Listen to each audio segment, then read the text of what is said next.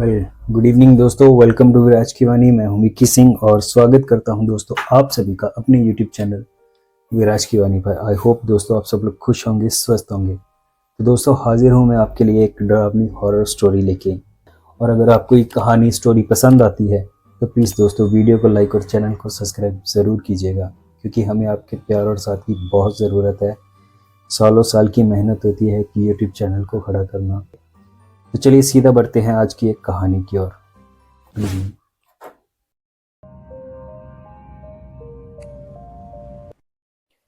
दोस्तों यह कहानी मुझे मेरे एक मित्र ने सुनाई थी।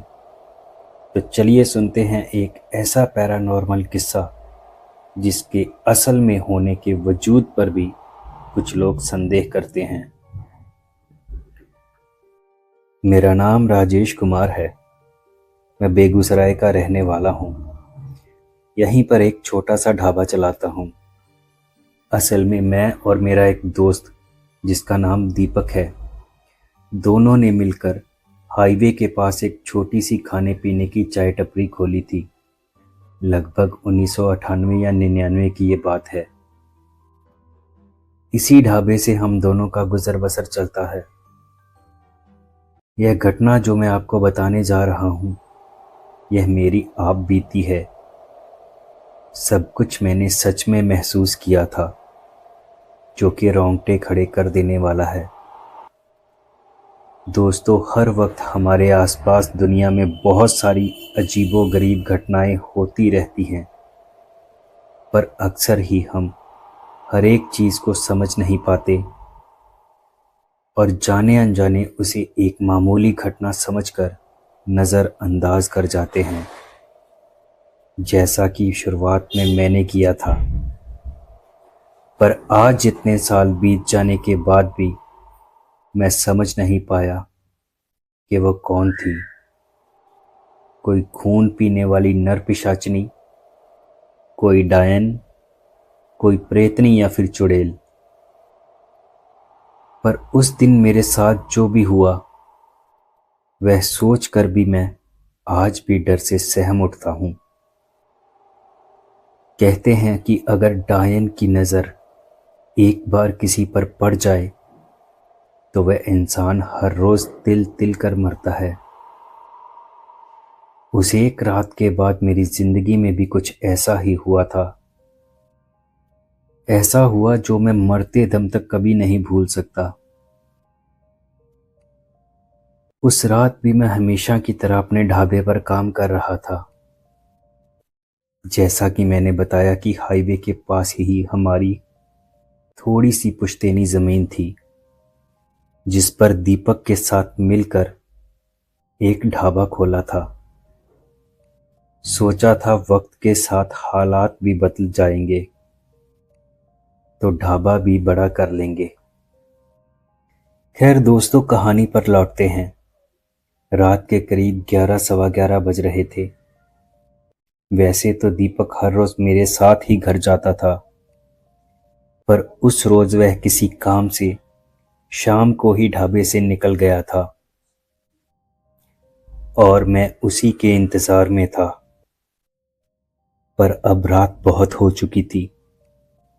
उन दिनों मोबाइल फोन का चलन इतना शुरू नहीं हुआ था आजकल की तरह, तो दीपक के साथ कांटेक्ट करने का कोई भी जरिया नहीं था।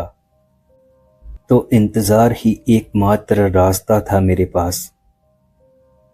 उन दिनों हमारे पास एक लूना थी, जिससे हम दोनों घर आया जाया करते थे, जो कि उस दिन दीपक अपने साथ ले गया था। आखिरकार मैंने सोचा कि किसी से लिफ्ट लेकर गांव तक चला जाऊं। आगे थोड़ा ही तो पैदल रास्ता है मेरे घर का। तो मैंने जल्दी से अपनी दुकान समेटी और रास्ते के किनारे जाकर खड़ा हो गया। करीब 10-15 मिनट बीत जाने पर भी मुझे कोई लिफ्ट ना मिली।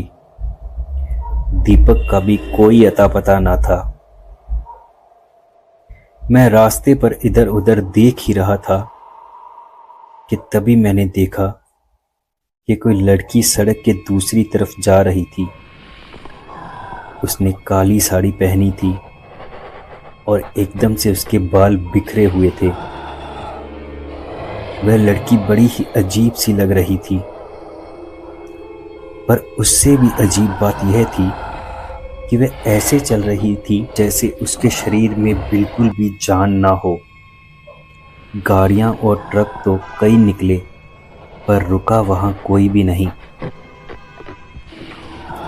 कई गाड़ियां और ट्रक वहां से गुजर रहे थे, पर कोई भी वहां रुक नहीं रहा था। मैंने फिर उस लड़की की तरफ देखा। अब तो वह लड़की उसी तरह सड़क के बीचों बीच चलने लगी। अंधेरा काफी घिर आया था। सड़क से गुजरती हुई गाड़ियों को नजरअंदाज कर दिया जाए तो वह इलाका काफी सुनसान था। आसपास बस दो चार दुकानें ही थी, जो कि गैराज और पंचर इत्यादि बनाने की थी, और वह सब भी बंद हो चुकी थी। और यह सड़क हाईवे होने की वजह से गाड़ियां काफी तेजी से गुजर रही थी। कुछ गाड़ियां तो उस लड़की के इतने पास से गुजरी कि एक पल के लिए मुझे लगा कि जैसे वह लड़की नशे में खुदकुशी करना चाहती हो। ऐसा मुझे उस वक्त लगा। अभी तक वह लड़की सर झुकाए चल रही थी। उसने एक बार भी सर उठाकर नहीं देखा था, लेकिन अचानक जैसे उसे मेरे वहां होने का एहसास हो चुका था, तो वो एकदम से रास्ते के बीचों बीच आकर खड़ी हो गई और एकाएक उसने अपना नीचे झुकाया हुआ सर उठाकर मेरी तरफ देखा। मैंने उस लड़की को नजरअंदाज करने की कोशिश की, पर वो एकटक मेरी ही तरफ देखे जा रही थी। तो मैंने भी थोड़ा हिचकते हुए ही उस लड़की से पूछा, क्या हुआ? तबीयत तो ठीक है ना आपकी? कहीं भूख तो नहीं लगी? अगर खाना खाना है तो आप काफी लेट हो चुकी हो। अब खाना खत्म हो चुका है और मैं अपनी दुकान बढ़ा चुका हूं। पर उस लड़की ने मेरी किसी भी बात का कोई जवाब नहीं दिया। वो बस शांत एकटक मुझे घूरती रही। मैं थोड़ा घबरा रहा था। तभी उसने अचानक अपने हाथ से इशारा करते हुए मुझे अपनी तरफ आने को कहा। मुझे लगा शायद उसकी मानसिक स्थिति ठीक ना हो या फिर किसी मजबूरी में हो। तो मैंने रोड के इधर उधर देखा गाड़ियों को और धीरे से रोड क्रॉस करके उसकी तरफ जाने लगा। उसके पूरे बदन पर काली साड़ी लिपटी हुई थी। बाल चेहरे को ढके हुए थे। उसका चेहरा मुझे नजर नहीं आ रहा था। ऊपर से वहां काफी अंधकार भी था। चांद की मध्यम रोशनी में ही जो थोड़ा बहुत दिख रहा था, बस वही दिख रहा था। जैसे ही मैं उसके करीब पहुंचने लगा कि तभी अचानक मेरे सर में बहुत जोर से दर्द होने लगा। एकदम से मेरा सर चकराने लगा। मुझे सब कुछ जैसे वहां धुंधला दिखाई दे रहा था। मैं कुछ भी साफ साफ देख नहीं पा रहा था। कुछ ही पलों में मेरी हालत लगभग ऐसी हो गई थी कि मैं 4 कदम बढ़कर भी उसके करीब पहुंचने की हिम्मत नहीं जुटा पा रहा था। मैं अपना सर पकड़े लगभग वहीं खड़ा रहा। पता नहीं अचानक से मुझे क्या हो गया था, पर तभी मैंने महसूस किया कि जैसे वो लड़की एकदम से मेरे पास खड़ी हो। उसकी गर्म सांसों को मैं अपने चेहरे पर महसूस कर पा रहा था। उसके हाथों की त्वचा एकदम से काली खुरदरी थी, जैसे उसका बदन जला हुआ हो। वो स्पर्श मैं आज तक भूल नहीं पाया। उसके उस खुरदरी त्वचा वाले गंदे नाखून वाले हाथों को मैं अपने गले पर महसूस कर पा रहा था। एकदम से उसकी डरावनी लाल आंखें चमकने लगी। वो एक डरावनी हंसी में हंस रही थी। उसकी वो डरावनी हंसी मैं आज तक भूल नहीं पाया। उसके हाथों की पकड़ मेरे गर्दन पर कसती जा रही थी। उसके बाद वहां क्या हुआ मुझे कुछ भी याद नहीं। मैं वहीं बेहोश होकर गिर पड़ा था। जब मुझे होश आया तो मैं सड़क के एक किनारे पर पड़ा हुआ था।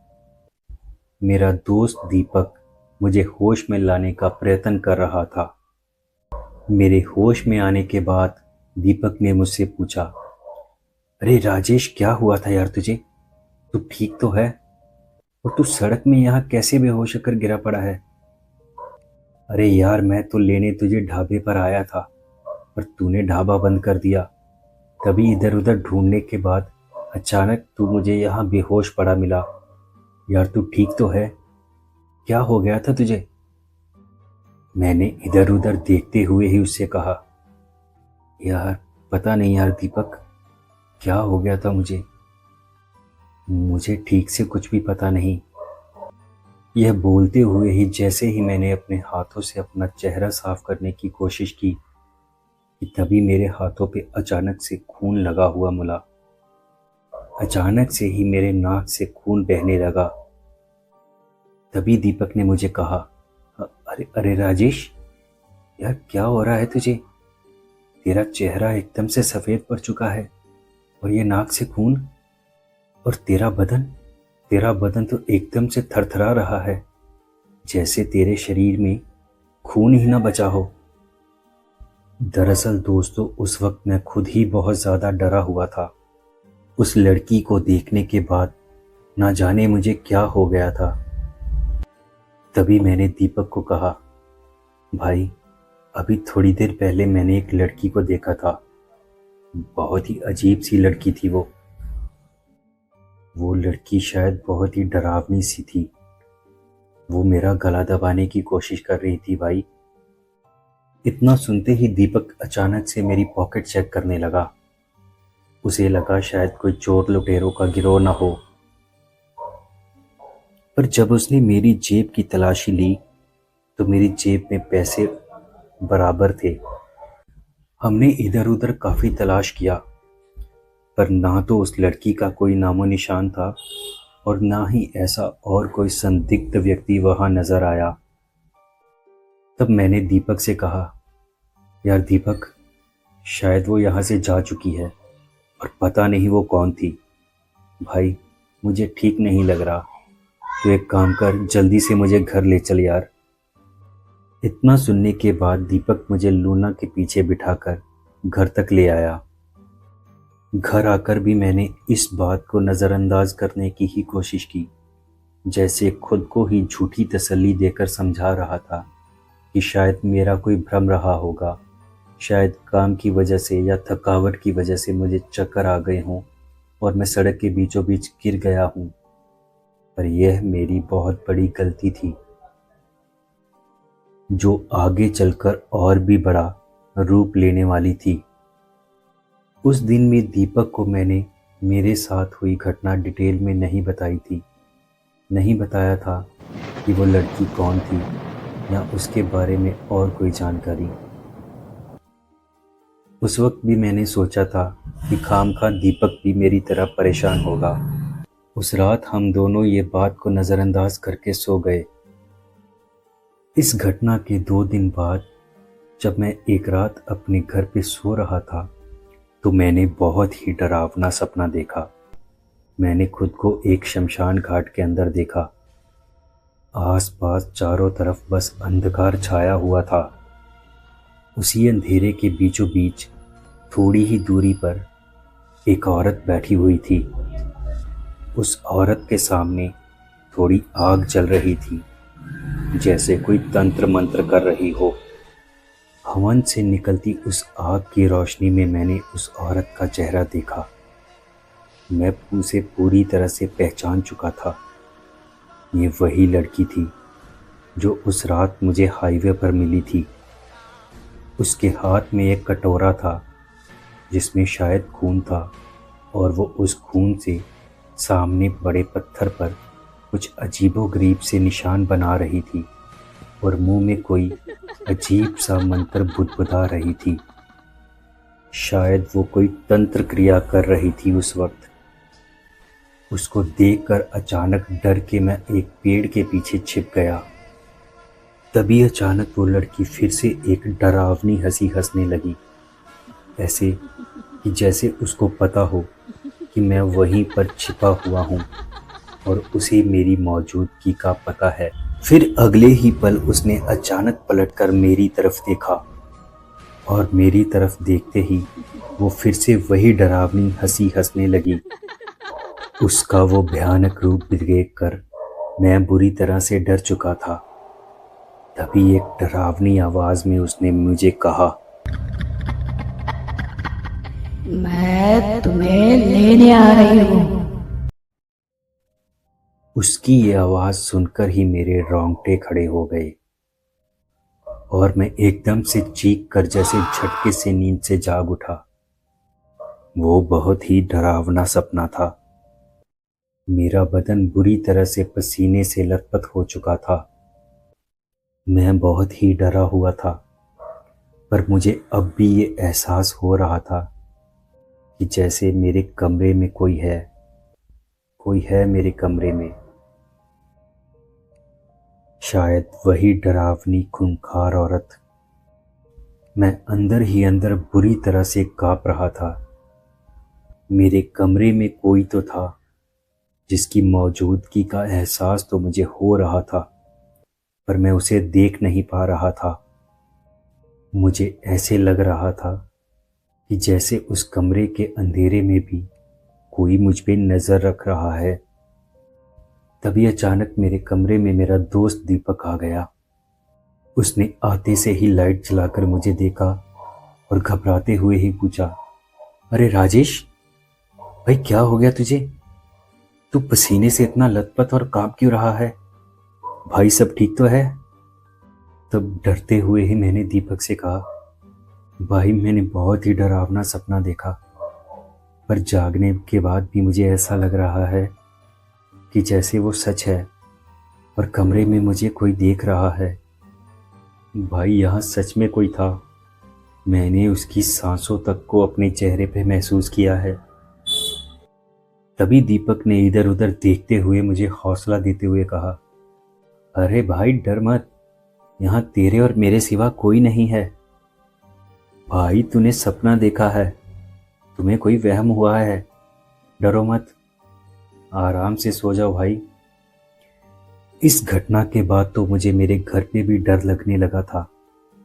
मुझे ऐसा एहसास होने लगा जैसे सच में कोई मुझे लेने आने वाला है, यानी कोई मौत का फरिश्ता जो मेरी जान लेने आने वाला है।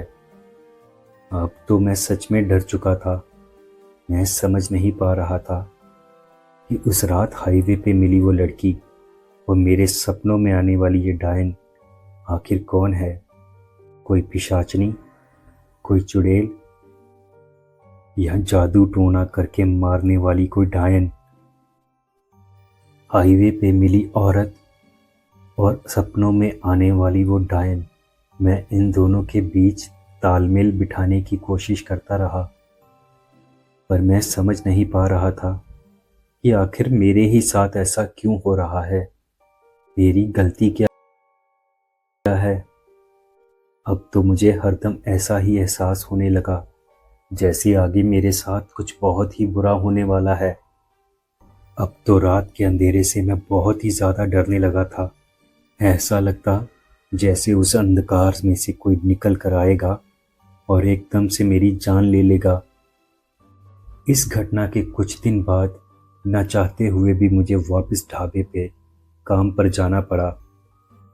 अब तो दिन में काम करते हुए भी मुझे डर लगने लगा था।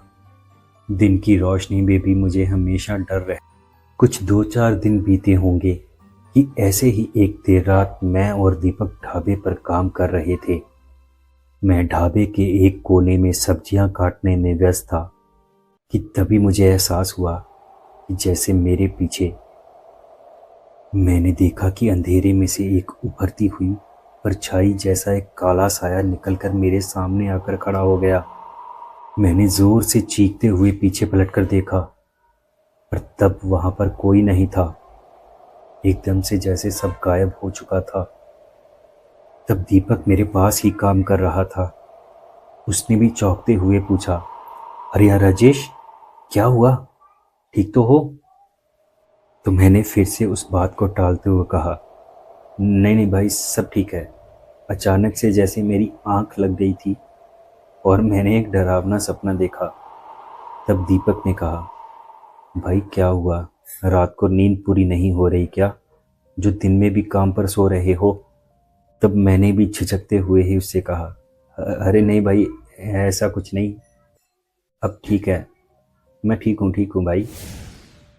ये सुनकर दीपक अपने काम में लग गया। तभी मैंने पीछे पलटकर देखा। ढाबे से बाहर रोड की तरफ, सामने सड़क के दूसरी तरफ वही काला डरावना साया खड़ा था और वो अपने हाथ से मुझे इशारा कर रहा था अपनी तरफ आने का। वो देख मैं फिर से बुरी तरह से डर गया और अचानक से फिर से मेरे सर में बहुत तेज से दर्द होने लगा। मैं डर के पीछे होकर गिर पड़ा। तभी दीपक अचानक से मेरे पास आया और मुझे उठाकर बोला, अरे राजेश भाई, भाई तुझे हुआ क्या है? तू ठीक तो है? तभी उसने कहा, यार तेरे नाक से तो खून निकल रहा है। तब खुद को संभालते हुए मैंने दीपक से कहा, भाई दीपक, पता नहीं भाई तू मुझ पे यकीन करेगा या नहीं, भाई पिछले कुछ दिनों से मुझे एक काला डरावना साया नजर आ रहा है। वो हर जगह मेरा पीछा करता है। जब जब वो साया मुझे नजर आता है, भाई मेरे नाक से खून निकलने लगता है और ऐसे ही मेरा चेहरा सफेद पड़ जाता है। सच बताऊं तो भाई, जब से उस रात हाईवे पे मैंने उस लड़की को देखा है जहां मैं बेहोश होकर गिरा था, उसके बाद से ही मुझे डरावने सपने आने लगे और हर जगह वो काला साया नजर आने लगा है भाई। ऐसा लगता है जैसे उस लड़की ने मुझ पे कोई तंत्र मंत्र कर दिया हो। जब भी मैं सोकर उठता हूँ, मेरे शरीर में बहुत ही कमजोरी महसूस होती है, जैसे कोई इंजेक्शन भर भर के मेरे शरीर से खून निकाल रहा हो भाई। तब दीपक ने मुझसे कहा, भाई मुझे लगता है उस दिन के हादसे के बाद तेरे दिमाग में कोई डर बैठ गया है। पिछले कुछ दिनों से तू बहुत बीमार भी लग रहा है। मुझे लगता है तुम्हें किसी अच्छे डॉक्टर से सलाह लेनी चाहिए। भाई मेरी सलाह मान तो कल सुबह ही तू सबसे पहले डॉक्टर के पास जा और अपना इलाज करवा। तब मुझे दीपक की बात भी सही लगी। उस वक्त तक भी मैं भूत प्रेत तंत्र मंत्र के ऊपर पूरी तरह से यकीन नहीं कर पाया था। तब दीपक की सलाह मानकर अगले ही दिन मैं एक डॉक्टर के पास गया और जाके अपने शरीर की जांच भी करवाई और अपनी तकलीफ के बारे में खुलकर डॉक्टर को बताया भी। डॉक्टर ने मेरे कुछ टेस्ट भी करवाए। 2 दिन में ही सारे टेस्ट की रिपोर्ट भी मिल गई। तब रिपोर्ट देखकर भी डॉक्टर ने कहा कि राजेश, रिपोर्ट में तो ऐसा कुछ भी नहीं आया, सब कुछ ठीक है, बस तुम्हारे शरीर में जैसे कमजोरी है, तुम अच्छा खाया पिया करो जिससे तुम्हारे शरीर में खून बढ़े। मैंने वापस आकर दीपक को भी सारी बात बताई, पर दीपक और मेरी समझ में ये नहीं आ रहा था कि अगर रिपोर्ट में सब कुछ ठीक है तो दिन ब दिन मेरी तबीयत, मेरी सेहत इतना गिरती क्यों जा रही है। लगभग हर रात सोने के बाद जब मैं उठता था तो मैं और कमजोर होता जा रहा था। लेकिन एक रात दीपक जब अचानक से मेरे कमरे में आया, तब उसने कुछ ऐसा देखा जिसे देखने के बाद दीपक को भी विश्वास हो गया कि मैं सच में बहुत बड़ी मुसीबत में फंसा हुआ हूं। रोज की तरह मैं उस रात भी अपने कमरे में सो रहा था। वक्त क्या हुआ था ठीक से पता नहीं, पर दीपक ने देर रात मुझे नींद से झंझोड़ते हुए उठाया। राजेश भाई उठ, भाई जल्दी से उठ जा, भाई उठना, जल्दी उठ। मेरी हालत तो ऐसे थी जैसे मैंने बहुत ही ज्यादा शराब पी रखी हो। मुझे कुछ भी समझ नहीं आ रहा था ठीक से, सब कुछ धुंधला था मेरी आंखों के सामने। उसी हालत में मैंने उठते ही दीपक से पूछा, क्या क्या हुआ भाई, क्या हुआ? तभी दीपक ने डरते हुए ही कहा, राजेश भाई, मैंने अभी अभी उसे देखा। अभी जब मैं तेरे कमरे में आया तो मैंने उसे देखा। वो तेरे बिस्तर के पास थी, बैठी हुई थी। भाई उसका मुंह तेरी गर्दन के पास था। वो कोई लड़की ही थी, काले कपड़ों में, बिखरे बाल। वो उसको देखते ही जैसे ही मैंने लाइट चालू की, भाई वो एकदम से अंधेरे में कहीं गायब हो गई, मेरी आंखों के सामने ही, एकदम से जैसे धुआं। भाई अपने आप ही लाइट फिर बंद चालू होने लगी। जैसे ही अंधेरा होता वो फिर से मुझे नजर आती।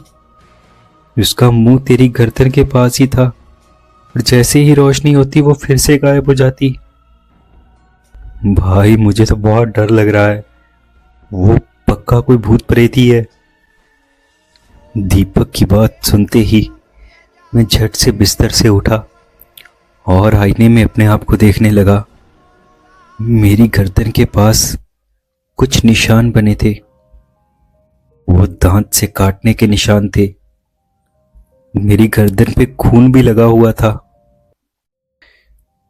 तभी दीपक ने कहा, देख भाई, तेरा चेहरा फिर से उस दिन की तरह सफेद पड़ा हुआ है, जैसे तेरे अंदर बिल्कुल भी खून ना हो।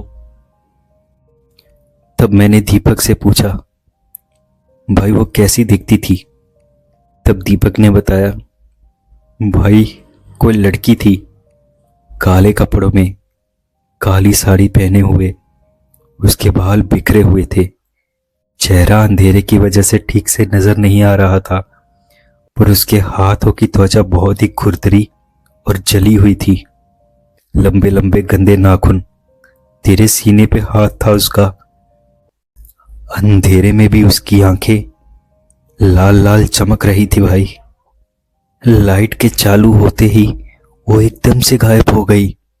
भाई मैं तब से ही तुझे जगाने का प्रयास कर रहा था, पर तुम तो ऐसे कि जैसे बेहोश हुए पड़े थे।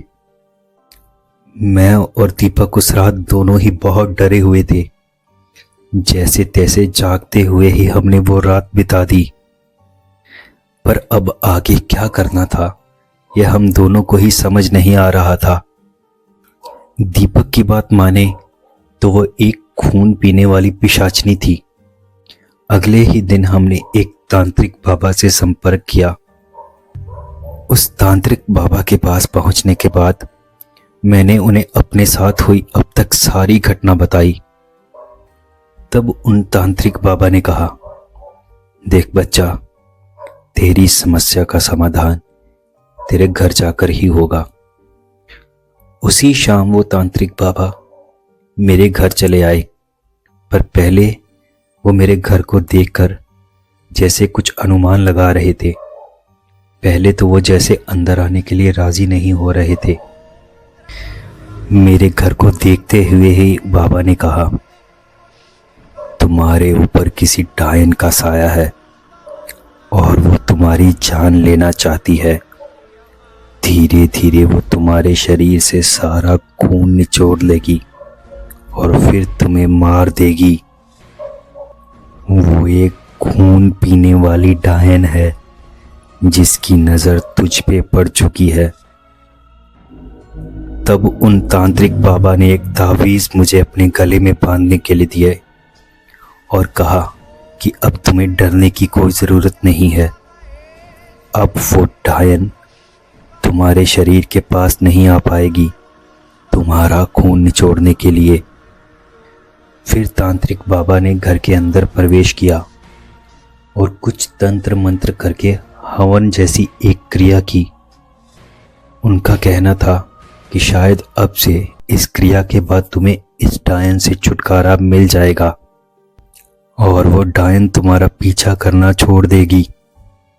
उसकी पूरी क्रिया करने के बाद भी रात हो गई, लेकिन घर में मुझे कोई भी बदलाव नजर नहीं आ रहा था। तब तांत्रिक बाबा ने कहा, शायद उस डायन की शक्तियां मुझसे भी बढ़कर हैं।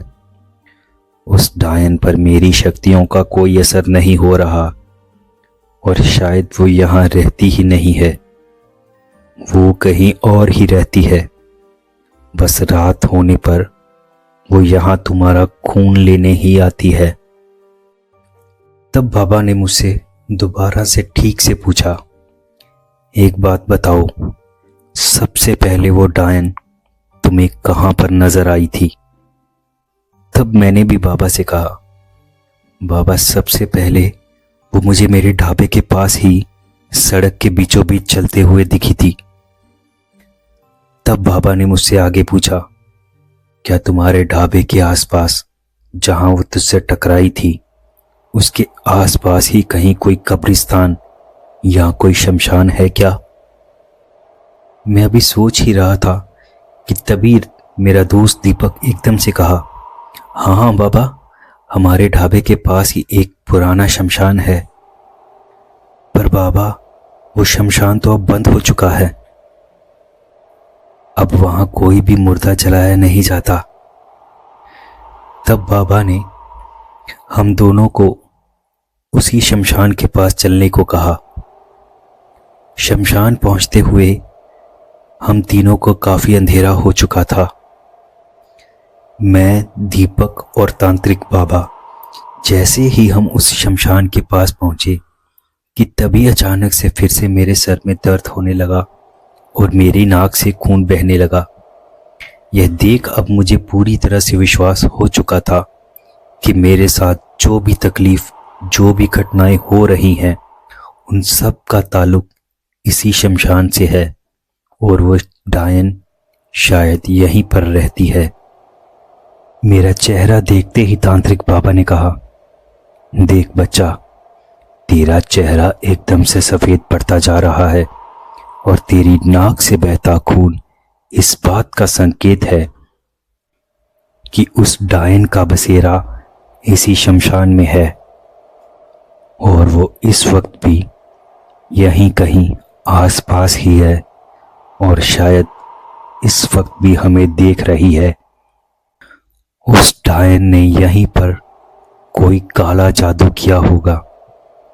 वो डायन यहीं से अपने शिकार की तलाश में निकलती होगी और शायद उस रात भटकते हुए उसका सामना अचानक तुमसे हो गया और तुम्हें ही उसने अपना शिकार निश्चित कर लिया।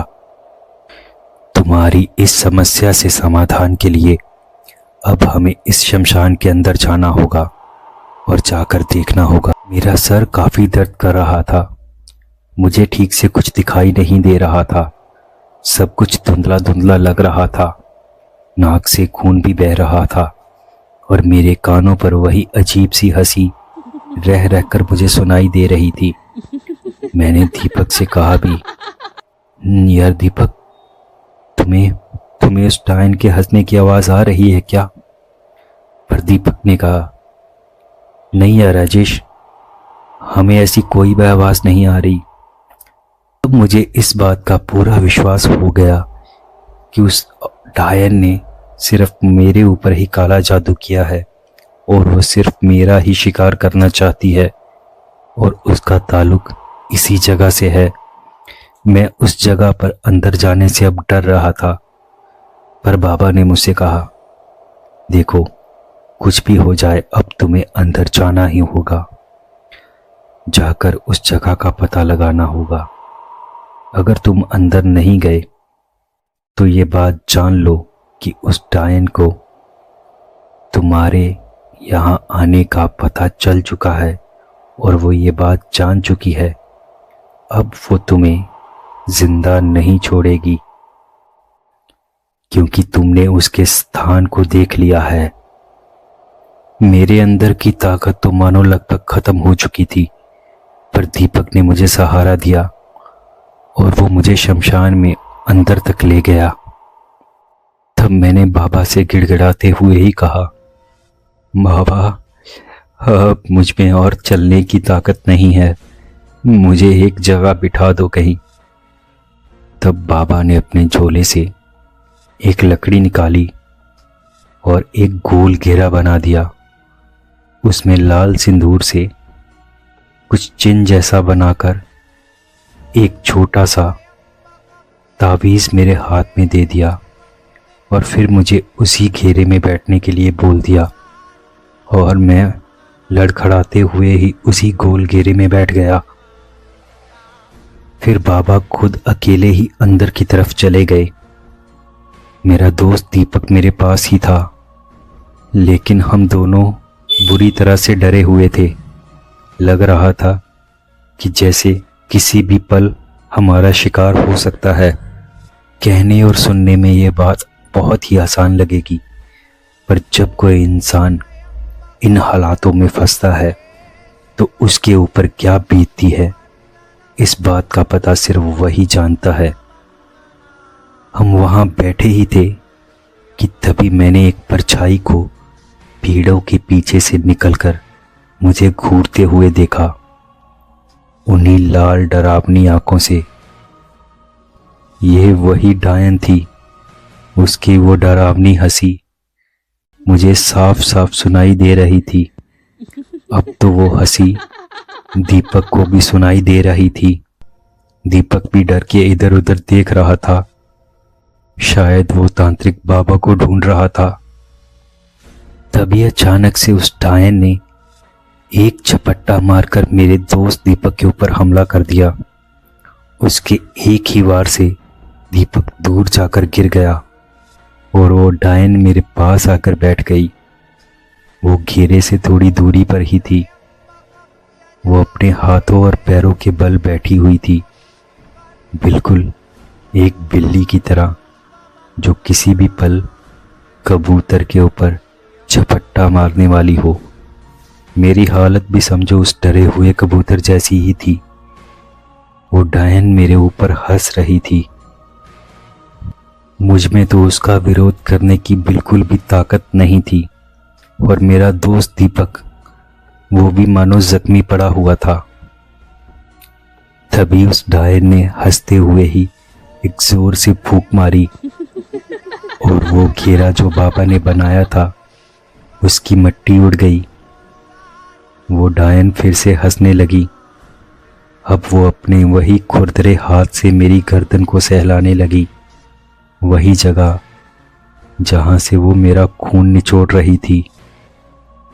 तभी उसने डरावनी आवाज में ही हंसते हुए कहा, आखिरकार तुम खुद ही आ गए। अब मैं तुम्हारा खून पीकर तुम्हें हमेशा के लिए आजाद कर दूंगी।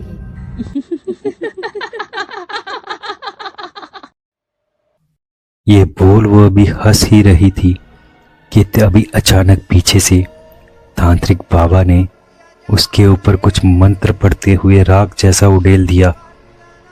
तभी तांत्रिक बाबा जोर जोर से कोई मंत्र बोलने लगे। उनके मंत्र बोलते ही वो डायन चीखते हुए मुझसे दूर हो गई। वो अपने हाथों से अपने कानों को बंद कर रही थी और लगातार चिल्ला रही थी। तभी गिरते पड़ते हुए ही मेरा दोस्त दीपक भी मेरे पास आ गया। बाबा लगातार कुछ मंत्र बोले जा रहे थे। मंत्र पढ़ते हुए ही बाबा ने उसके ऊपर सरसों जैसी कुछ फेंका। वो दाने उसके ऊपर गिरते ही वो डायन जोर जोर से चीखते हुए जलने लगी। देखते ही देखते उस डायन का शरीर एकदम से राख में बदल गया। तांत्रिक बाबा ने उस जगह को भी भस्म कर दिया जहां वो काला जादू किया करती थी बैठकर। तभी थोड़ी देर बाद तांत्रिक बाबा मेरे पास आते हुए बोले, अब वो नष्ट हो चुकी है और उसका वो स्थान भी जलकर राख हो चुका है जहां से वो काला जादू करती थी। और अब अगर वो जिंदा बची भी होगी तो भी उसकी शक्तियां नष्ट हो चुकी हैं। अब वो दोबारा किसी के ऊपर काला जादू नहीं कर पाएगी। अब तुम निश्चिंत रहो। अब वो दोबारा कभी तुम्हारे पास भी नहीं पटक सकती। उसके बाद मैं और दीपक बाबा को शुक्रिया अदा कर अपने घर वापस लौट आए। कुछ दिनों बाद डॉक्टर की सलाह से दवाइयां लेने के बाद मेरी सेहत में काफ़ी सुधार हो गया और मैं वापस से अपने काम पर जाने लगा। उस दिन के बाद से मुझे ना तो कभी कोई डरावना सपना आया और ना ही वो डरावना काला साया कभी नजर आया। फिर देखते ही देखते जैसे वक्त बीतता गया और मेरी सेहत भी एकदम से सही हो गई, पर उस रात का वो डरावना डर हमेशा के लिए मेरे दिल में बैठ गया। फिर मैंने और दीपक ने अपना वो ढाबा भी बंद कर दिया, क्योंकि फिर मुझे अच्छे दाम मिल गए और मैंने अपनी हाईवे के पास लगती वो पुश्तैनी जमीन का टुकड़ा भी बेच दिया। तो दोस्तों, ये थी